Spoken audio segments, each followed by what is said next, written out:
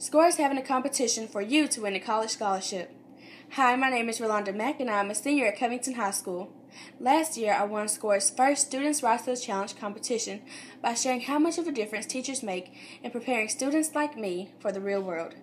I'm excited to announce that SCORE is launching its second annual Students Rise to the Challenge competition, which is an opportunity for you, students in Tennessee, to tell education leaders across the state about the things that their teachers, schools, and school districts are doing to make them more excited and successful learners. All you have to do is submit a short video about something new, creative, and exciting that your teacher, school, or school district has done that has helped you learn. Did your teacher come up with an activity that helped you learn? Did your school host a competition that made you want to work harder? Did your district hold an event that made you more excited about being in school? Think hard and be creative. What changes has helped you learn? To enter the competition, upload your completed video to YouTube and send it to SCORE via email, Facebook, or Twitter no later than Monday, September 16th.